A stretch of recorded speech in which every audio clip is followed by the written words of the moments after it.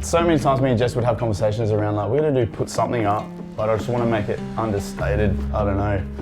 And then I had fun making that. His most outstanding, Jed Altschwager. We got basketball 1-10s. Yeah, he was pretty pumped to receive that. This re-gymnastics things for Aspen. This one particularly, we've broken this one but glued it back together a few times.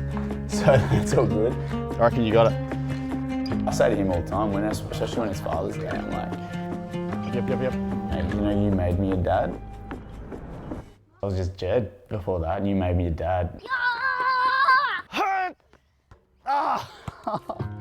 I was born in the southeast of South Australia in a small country town called Millicent. About the age of 4 and a half, moved up with my family to Adelaide. As a child, I didn't have an interest in sport, you know, not the one that you probably see now. As soon as we started getting like car licenses and stuff like that, it was, you know, you couldn't find us on the weekends. It was camping, surfing, and I fell in love with that sort of stuff and the freedom of it. Finished year 12, 2004. As I guess me and Jess got more serious and I'm thinking about life, ended up a machine operator and then supervisor in that role. We worked sort of all over Australia. We worked in the mines. Yeah, ultimately 28 is when I had the accident, the machine rollover. I guess the day of the accident, yeah, went to a really, really tiny job just at Coromandel Valley where we were augering a new fence lines. And then with an excavator, so the tracked vehicles with a digger on the top, sort of drills out the earth and opens it up so you can put a new post in for a fence.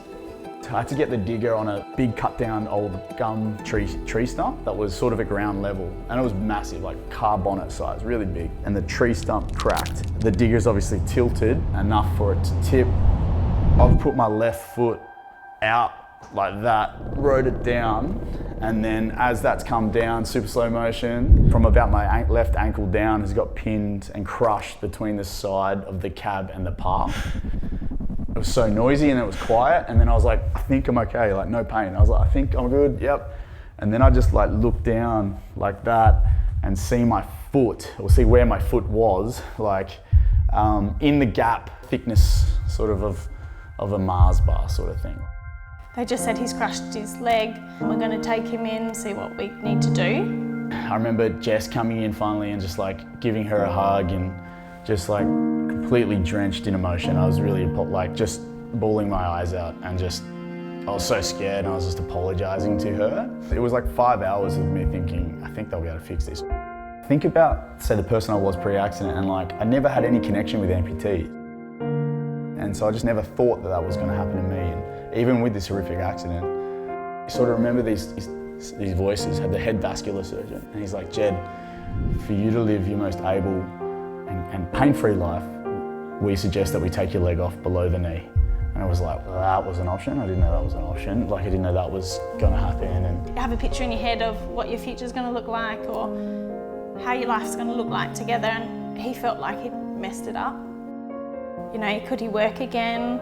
Could we have kids? Lots of just unknown. You're just sitting there in a bed trying to figure out, what now? What do we do next? She knows me at my worst, right? And I was like, there's a path down here that's substance abuse, that's we won't last, that's hate, blame, anger, like dark, depression, like all of this stuff. I was like, that's a path. I was like, I can see myself going down there. Like, I know me. I was like, that's such an option. I know. And I was like so scared, the fear. And I was like, I don't want to do that. And I was like, and I guess out of desperation, okay, there's this path over here. It was like this path of positivity, learning about my body. If I had to bet all my money in my life at that point, it was going to go north or south, I'd be like, this is going south, like, for sure. In the hospital bed, when I was laying there, there's a part of me that just pressed this like big green go button. It sent me on this journey to keep discovering, keep learning, keep pushing. First gym I ever stepped foot in, I was 28 years old and I was at the rehabilitation centre. I hadn't ever lifted a weight. And I look back at it and it's a blessing in a really weird way. It's like a very deep blessing. It turned into this beautiful roller coaster of seeing what I was capable of. Started to rehab, started to learn what the gym was like. Rehab was every day, an hour and a half, learning how to walk. 9 months after the whole thing, it was like, whoa, Jed, look what you've just done over 9 months. Look at the person you've become. Deep gratitude, deep love, deep connection. You know, I felt like I was a better man, a better person, a better husband. And that was when the seed was planted for me of what I didn't want to stop. I was like, what's next? She came home from work, that's it. And I just remember like, hey, I'm going to be a rower. And I laughed at him. What do you mean, Jed? She knows me. It was more his music side, he was creative. Like, he was just never a sporty guy. I want to go to Paralympics and I'm going to be a rower. Sure, like, we'll do that. But I was like so sure. I was like, yeah, I'm going to fucking go all in. Keep him focused, keep him busy for a little bit, and then we'll find something else. Until it very quickly became the #1 priority in the house. I guess from hitting that green button, it started with a conversation with Tim Matthews, the talent ID scout. From there, I met the head coach of the Australian para rowing team, Gordon Marks. Connected with him straight away and was like, okay, cool, this is the first sport, this is the one I'm going to really have a look at. And it was just this on-flow effect of this massive positive snowball from the rehab into this talent ID. After about 8 months, I started to do some time trials, and then that pricked the ears up of South Australian Sports Institute. From there, I was on a training agreement. It gave me access to their boats and I think 3 sessions a week from their coaching. And I think fast forward 6 months to that date, we were at Nationals. That was the start of my high performance rowing journey in 2018-19. You know, my Tokyo cycle didn't really go to plan. And it's high performance sport at the end of the day. So like if it's fair and even, then you got to take the result. And that's what the result was. I'd known Nikki, we'd started at the same time, 2018 together. So we'd always had this deep respect and got along really well. We set an unofficial world best time at our selection regatta. So we knew we were going fast, and then we won the World Cup.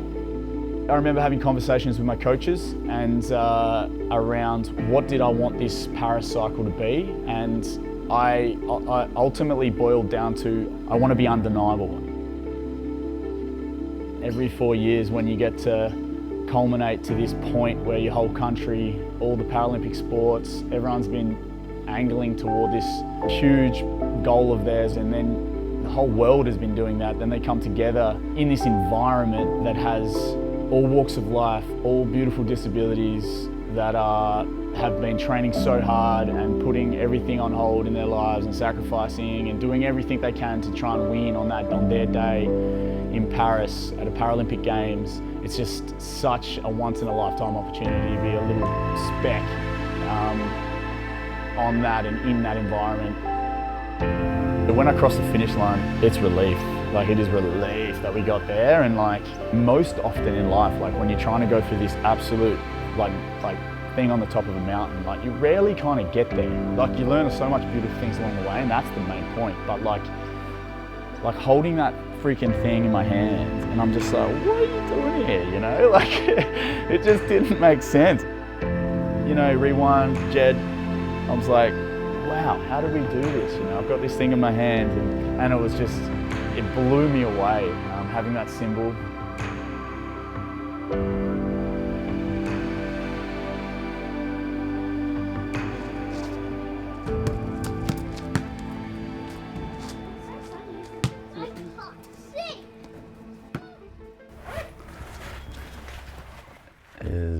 What was $1?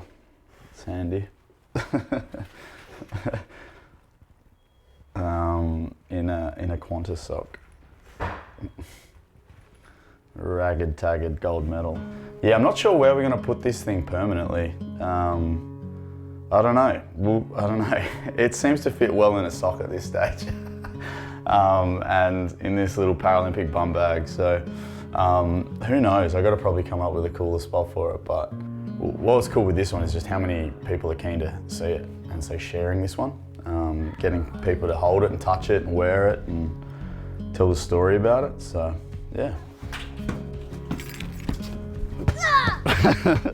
It's sunny that side. Whoop, whoop, whoop, whoop. There was no point at all that I thought I'm going to jump back in the boat. Yeah, I was ready to be done. And even thinking about it now, I've got other drives and other ambitions that are outside of the boat. To be honest, also some of them are around the family. Like, I want their sport. I know it's only freaking under 10s basketball and under 12s basketball and gymnastics, but I want their sport to be priority. It's incredible. The next chapter for me, I work at SASI in the para unit, and our form and function is to really help people with disabilities connect into a Paralympic sport.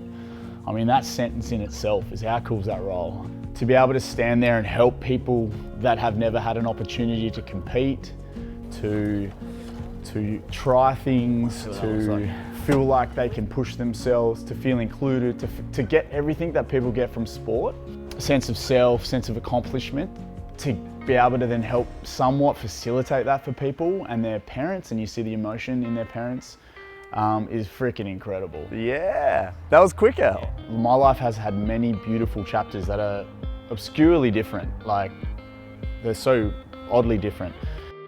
Looking back at what has happened over the last 10 years, I just am in awe of everyone's resilience.